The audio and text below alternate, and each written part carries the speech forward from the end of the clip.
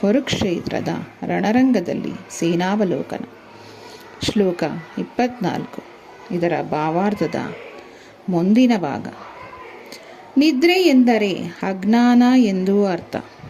ಕೃಷ್ಣನೊಡನೆ ತನ್ನ ಗೆಳೆತನದಿಂದ ಅರ್ಜುನನು ನಿದ್ರೆಯನ್ನು, ಅಜ್ಞಾನವನ್ನು ಗೆದ್ದ.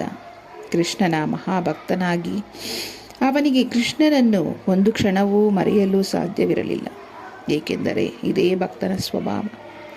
ಜಾಗೃತಾವಸ್ಥೆಯಲ್ಲಾಗಲಿ ನಿದ್ರೆಯಲ್ಲಾಗಲಿ ಭಕ್ತನು ಕೃಷ್ಣನ ಹೆಸರು, ರೂಪ, ಗುಣ ಮತ್ತು ಲೀಲೆಗಳನ್ನು ಯೋಚಿಸದಿರುವ ಒಂದು ಕ್ಷಣವೂ ಇಲ್ಲ.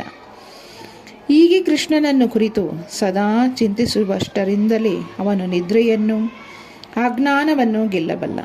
ಇದಕ್ಕೆ ಕೃಷ್ಣ ಪ್ರಜ್ಞೆ ಅಥವಾ ಸಮಾಧಿ ಎಂದು ಹೆಸರು.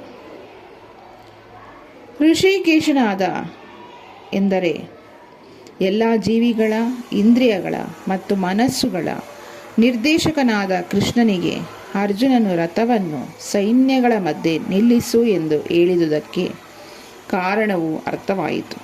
ಅವನು ಹಾಗೆಯೇ ಮಾಡಿ ಅನಂತರ ಈ ಮಾತುಗಳನ್ನು ಹೇಳಿದನು. ಶ್ರೀಕೃಷ್ಣ ಅರ್ಪಣಮಸ್ತು.